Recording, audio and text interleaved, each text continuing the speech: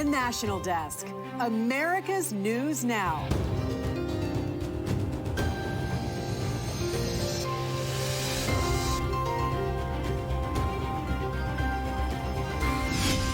Breaking now as we come on the air. There's going to be devastating impact. Ida slams the Gulf Coast. The water is rising. Hundreds stranded. We're getting reports of people with water up to their chest. They're asking to be rescued. Power knocked out. This is one of the strongest storms to make landfall here in modern times. This morning, a first look at the scope of the damage left behind. We're praying for the best and planning prepared for the worst.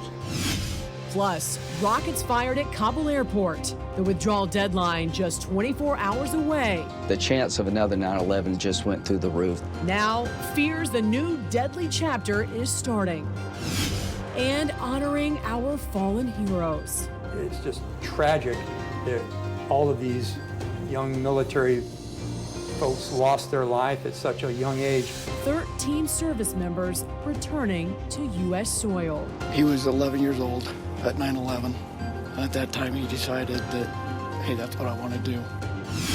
Also, hospitalization skyrocketing. What is going on now is both entirely predictable, but entirely preventable. The U.S. on track to record another 100,000 COVID deaths by December. Breaking now, Ida makes landfall. The catastrophic storm downgraded overnight, slamming into Louisiana as a Cat 4 on the anniversary of Hurricane Katrina. And right now, more than 1 million people in the dark. Outages extending to Mississippi. We're also getting word of hundreds in need of being rescued right now. Phone lines are down, some not able to call 911. As the sun does come up this morning, we are getting a first look at the damage. Just check this out. We have roofs just ripped off homes. We got tons of flooding there, that intense wind. And then take a look at this. Cars submerged in water. Drivers who need to be rescued. You can see someone right here flagging someone down to try and rescue him. This morning, our team of reporters out in the elements tracking what is now one of the strongest storms on record to make landfall in Louisiana. We do have team coverage as you start your week with us, and we do begin this morning with Cale Thompson standing by right now at the live desk. Cale. Good morning, TJ, and good morning to you at home. We have a lot to get to here this morning. Breaking as we come on the air this morning. You see it right there. This is what it looks like right now in Laplace, Louisiana. We have major flooding happening now just about 20 miles west of New Orleans. There are reports of many people trapped in their homes overnight and conditions still too dangerous for rescue teams to get to some of them until at least sunrise. Sun, by the way, will be up here in about 90 minutes after a very long night for millions along the coast. Latest on Ida right now, just downgraded in the last hour to a tropical storm. Winds 60 miles an hour. At least one person killed when a tree fell on a home near Baton Rouge. And more than 1 million people are without power, including the entire city of New Orleans. It could be weeks, in fact, before power is back for the last customer. And this is why those 150-mile-an-hour winds shredded power lines across parts of the state. This video is about 20 miles from where Ida made landfall on Sunday. On the ground, similar issues where you can see power poles snapped and unstable. Whole parts of the power grid in Louisiana will have to be rebuilt because of Ida. This was the scene shortly after the eye wall passed over Lafourche Parish. The sheriff there saying every road is impassable this morning because of downed power lines, debris, or flooding. Deputies are hoping to begin cleaning up the roads there once the sun is up. Check out this incredible video showing the force of Ida as the storm came ashore. This camera was positioned below a dock, and I'm going to pause here for just a second to let you listen to what 150-mile-an-hour winds sound like. Now imagine if it was blowing that hard for hours. Here's what Ida looks like on the live radar this morning. The yellow you see is a tornado watch in this radar shot covering more than 24 counties across parishes across 4 states. We've been tracking multiple tornado warnings, in fact, through the night. Flooding also still a major concern, even beyond Louisiana. I'll get you the latest live updates and new video as it crosses right here at the live desk. Cale, how incredible that camera was able to stay there too and withstand those winds. And the water just gets higher and higher as you watch. That is incredible. And as the sun rises, we're going to get a closer look at all that damage caused by Ida. Right now, the National Desk's Ashley Knight has video showing us the path of destruction. On the 16th anniversary of Hurricane Katrina, Hurricane Ida came ashore as a Category 4 storm. Ground zero, Port Fourchon, a coastal town about 100 miles south of New Orleans. In New Orleans, the levees held up despite the raging water in Lake Pontchartrain. However, many buildings did not. Some heavily damaged, others destroyed, many evacuating ahead of Ida. Downtown, you can see the remnants of the storm, siding ripped off buildings, windows blown out on high-rises, light poles toppled over like twigs, notwithstanding Ida's wind. In Houma and La Rose, Louisiana, billboards ripped to shreds. The Mississippi Sound is crashing up over the seawall at the marina where we are at. All the boats have been pulled out ahead of the storm. Along the Mississippi coast, Ida forced the closure of casinos and other businesses in anticipation of flooding. In Alabama, Mobile's mayor issued a state of emergency. The causeway saw flooding and the Bankhead Tunnel was shut down. Further east in Baldwin County, red flags were flying along beaches, meaning no one is allowed in the water. You can see on Fort Morgan the water overtaking the streets. In Florida, this boat lost to Mother Nature. The rough waves overtook it, leaving it literally on its side. Here in Mobile, the streets are abandoned for the most part, except for the random car every few minutes. Mobile still under a storm surge warning and a tropical storm warning this morning. Officials urging everyone to please stay indoors. If you do come out in this, just be careful. Watch out for standing water. Turn around, don't drown. Just be very cautious. Ashley Knight reporting. And people who chose to evacuate right now having a tough time just finding a place to stay. Families drove from Louisiana to Texas only to find hotel rooms really hard to come by. We got lucky and was able to find a room at the last minute. And the other thing is we kind of were last minute evacuees because we were just watching where it was going to go.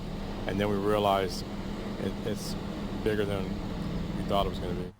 Now, one family our network of reporters spoke to says it took them 27 hours just to get to Texas. They say traffic was crawling at about 6 miles per hour. And we got some new information just in right now about a Louisiana hospital where parts of the roof ripped off, forcing staff to move those patients. The National Desk's Angela Brown joins us right now. And as we know, power going out, a lot of people left behind right now, Angela. And those devastating situations. I mean, it's one of the most gut-wrenching aspects, of course, of covering hurricanes, seeing the struggles of so many people who are left behind. Some people, as we all know, decide to ride out a hurricane, but many more cannot leave. They are in the hospital or the ones who just don't have the money to get out. And this morning, we are hearing their stories. Robert Owens and his family live in Baton Rouge. His bank account, he says, is empty. Owens told the Associated Press, there's a big chunk of people that are lower income that do not have a savings account to fall back on. We are left behind. Owen says he cannot afford to buy gas to fill up his car, so they are staying put. And then there are those patients who are in the hospital recovering while Ida is literally tearing off their roof. New reports in this morning of damage at Louisiana hospitals. At St. Anne Hospital, 21 patients removed as part of the roof was being torn off at that hospital in Raceland.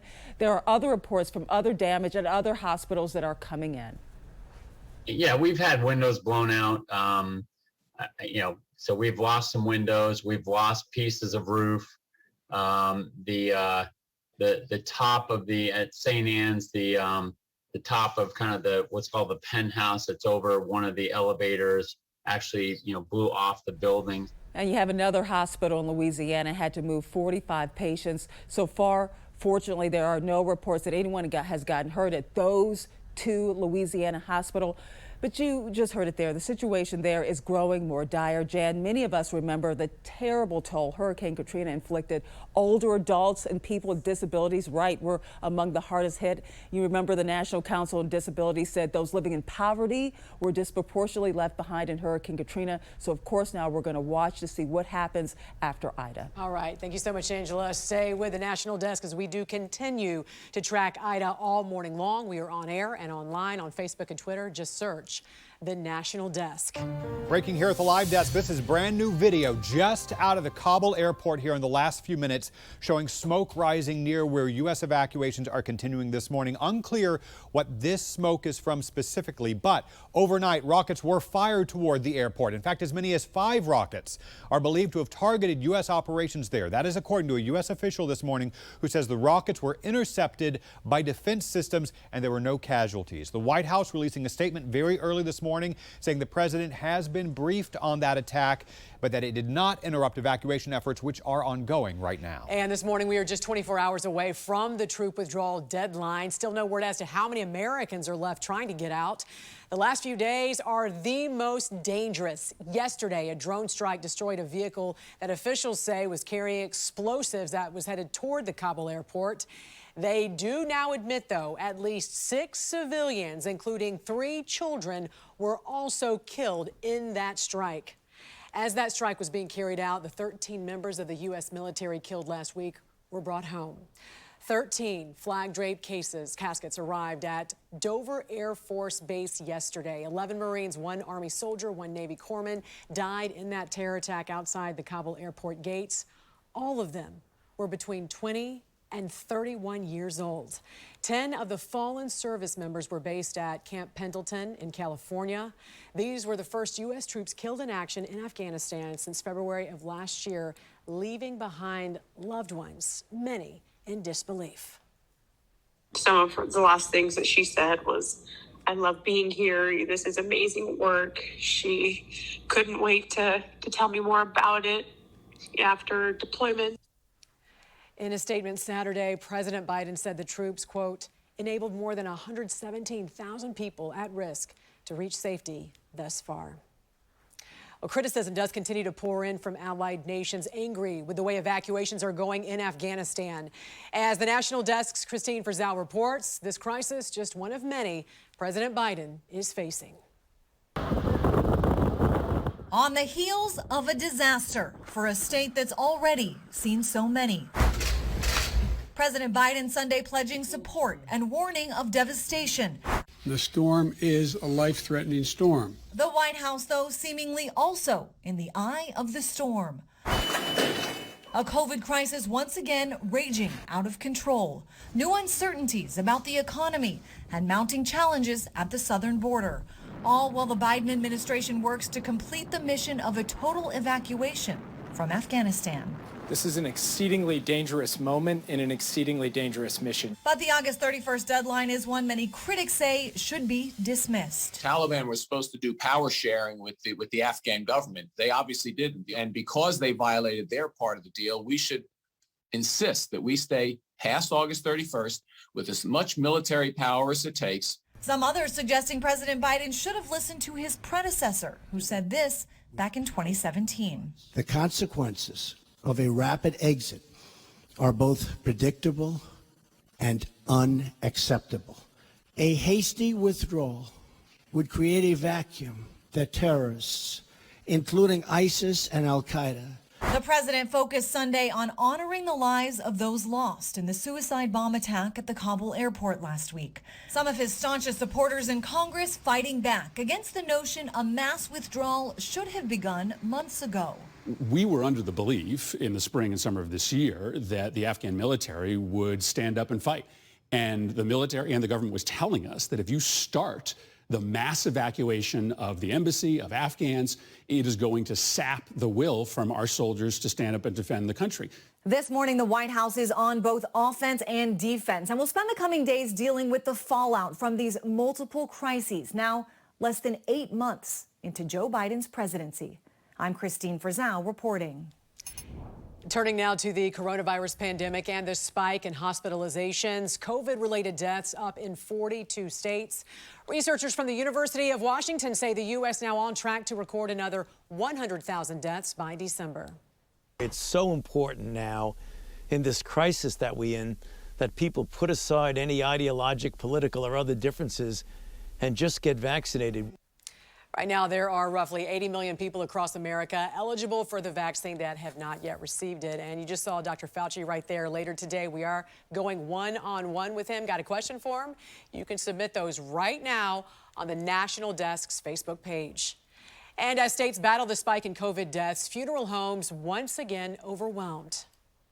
We can schedule everybody that comes in. The problem comes when a family member wants to have tomorrow or the next day or maybe this particular weekend, and we are already full. This South Florida funeral home started tracking all the COVID-related deaths they've handled. They've done 150, which is more than 11 per month. This morning, a big blow for Florida governor's mask mandate ban in schools. A judge did rule districts can legally require students to wear masks. The state does plan to appeal that decision. Governor Ron DeSantis still says it should be the parents' decision, not the government. And new this morning, DeSantis' chief of staff leaving the administration. After nearly 3 years on the job, Adrian Lucas will step down in mid-September. He is the father of 2 young kids and says he promised his wife he would only be on the job temporarily so he could be there for his family. He reportedly had plans to leave earlier, but stayed on because of the pandemic. And now to Illinois, where teachers, college students, and healthcare workers are all required to get the vaccine. The governor made that announcement days ago. Local school districts say they have questions, including how the mandate will be enforced.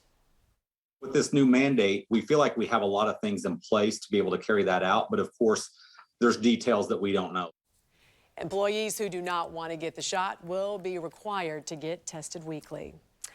Much more to come right here on the National Desk. America's News Now, including Ida. We are watching her this morning. She did pound the Gulf Coast states.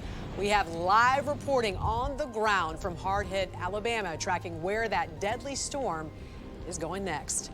Then thousands on the streets in Washington, D.C., 58 years after Dr. King's famous speech. A modern-day march over the voting debate. We have more breaking news here at the Live Desk. I've got brand new video of destruction caused by Ida. We'll get you a first-hand look at some of the aftermath on the ground.